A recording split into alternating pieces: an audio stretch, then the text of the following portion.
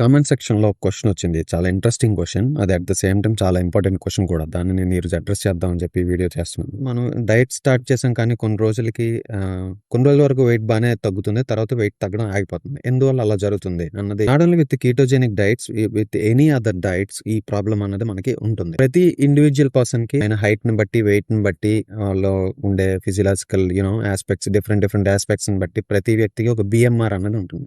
It could B kilocalories, 2500 kilocalories or 3000, 3500 or 4000, whatever.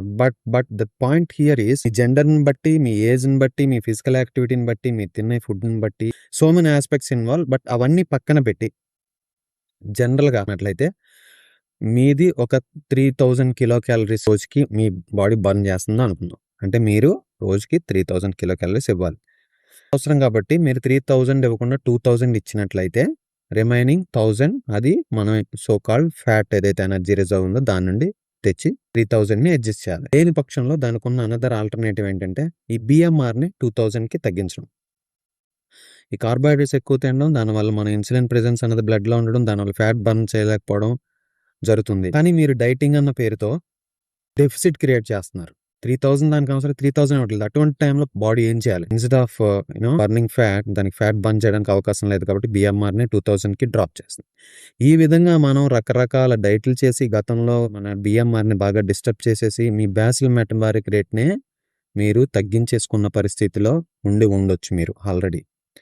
ఇటువంటి పరిస్థితుల్లో ఇప్పుడు కీటోజెనిక్ డైట్ స్టార్ట్ చేశారు. కీటోజెనిక్ డైట్ మెయిన్ కాన్సెప్ట్ ఏంటంటే ఇది మీ బిఎంఆర్ని డ్రాప్ చేయదు. అదర్ డైట్స్ మీ బిఎంఆర్ని డిస్టర్బ్ చేసినట్టు ఈ డైట్ డిస్టర్బ్ చేయదు. ఎందుకంటే ఫర్ ఎగ్జాంపుల్ మీరు 3000 kilocalories మీకు రోజుకి కావాలంటే మీరు 2000 ఇస్తున్నారు. ఆ డెఫిసిట్ 1000ని దానికి అభ్యంతరం లేకుండా ఎటువంటి ఇబ్బంది లేకుండా ఫ్యాట్ నుంచి తెచ్చి, ఎందుకంటే మధ్యలో ఇన్సులిన్ అన్నది అడ్డుగా లేదు.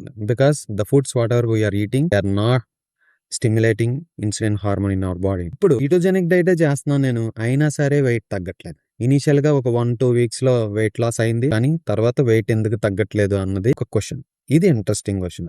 ఇది ఎలా ఆన్సర్ చేస్తాం అన్నది ఇప్పుడు చూద్దాం. మీరు డైట్ ఫర్ ఎగ్జాంపుల్ మీరు డైట్ స్టార్ట్ చేసినప్పుడు మీ బిఎంఆర్ 3000 లేదా అప్పటికే మీరు బిఎంఆర్ని బాగా డిస్టర్బ్ చేసేసుకుని ఉన్నారు. బిఎంఆర్ ఫ్లక్చుయేషన్స్ అనేది మీ బాడీలో బాగా ఉంది. కానీ ఇనీషియల్ గా మీరు ఈ కీటోజెనిక్ డైట్ స్టార్ట్ చేసినప్పుడు, కీటోసిస్ ప్రాసెస్ స్టార్ట్ చేసినప్పుడు నేను గతంలో చెప్పినట్టు కొంతవరకు వాటర్ లాస్, తర్వాత ఫ్యాట్ బర్నింగ్ స్టార్ట్ అయ్యి ఫ్యాట్ కూడా కొంత బర్న్ అవుతుంది, బాగానే ఉంది. కానీ ఈ టైంలో మన శరీరం ఏం చేస్తుందంటే దానికి ఒక వెయిట్ సెట్ పాయింట్ అని ఉంటుంది. ఈ వెయిట్ సెట్ పాయింట్ అన్నది చాలా పెద్ద కాన్సెప్ట్. ఇది వెయిట్ సెట్ పాయింట్ అంటే ప్రతి మనిషికి కూడా కొన్ని పార్ట్స్ లో కొన్ని వెయిట్ పార్ట్స్ లో వెయిట్ సెట్ పాయింట్స్ ని బాడీ ఆల్రెడీ మెమరైజ్ చేసుకొని ఉంటుంది అనమాట. ఆ పర్టికులర్ వెయిట్ దగ్గర మీరు వెయిట్ తగ్గడం కానీ పెరగడం కానీ అంత ఈజీగా జరగదు. ఆ వెయిట్ సెట్ పాయింట్ నుంచి కొంచెం మీరు వెయిట్ కానీ తగ్గితే మళ్ళీ మన బాడీ మీకు ఆ వెయిట్ సెట్ పాయింట్ కి పుష్ చేయడానికి ట్రై చేస్తుంటాను. ఈ weight set point for example మీకు కేజెస్ దగ్గర ఉంది. మీరు 80 కిలోస్ వెయిట్ ఉన్నప్పుడు, లేదంటే 85 కిలోస్ వెయిట్ ఉన్నప్పుడు ఈ కీటోజెనిక్ డైట్ స్టార్ట్ చేశారు.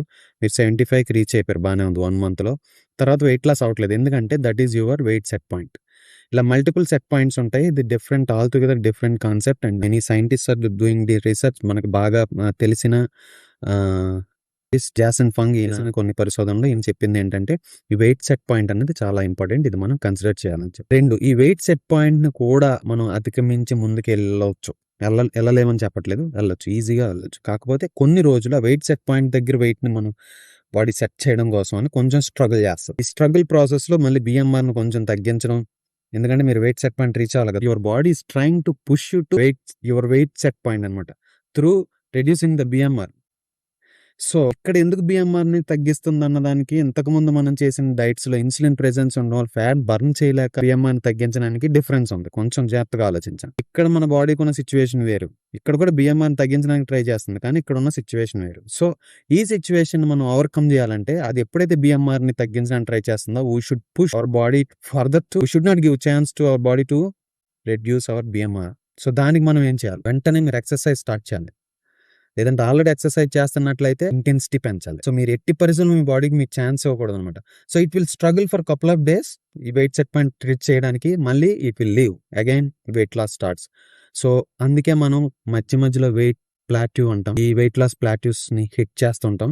అక్కడ ఏం టెన్షన్ పడకుండా, ప్యానిక్ అవ్వకుండా, నేను ఎంత డైట్ చేస్తున్నా ఎందుకు తగ్గట్లేదని ఏమి వర్రీ అవ్వకుండా మీరు కానీ మీ బిఎంఆర్ని హై లెవెల్స్కి పుష్ చేసుకుంటూ పోతే మీకు వెయిట్ లాస్ అన్నది మళ్ళీ స్టార్ట్ అవుతుంది. ఇంకో పాయింట్ కూడా ఇక్కడ మనం చేయొచ్చు. మనం ఇస్తున్న క్యాలరీ ఫుడ్ ఏదైతే ఉందో, మనం ఇస్తున్న ఫ్యాట్ కూడా high calorie food. For example, if you take 100 grams of fat, it contains 900 kilocalories of energy. So చూడడానికి చాలా చిన్న పరిమాణంలోనే ఉంటుంది 100 grams ఫ్యాట్ అనేది. But that is equal to a full big meal కోసం. మీ బాడీ ఏదైతే BMR తగ్గించడం ఉందో దాన్ని నలిఫై చేయడం కోసం మనం ఫ్యాట్ కన్సంప్షన్ ఒక 20 grams తగ్గిస్తాం.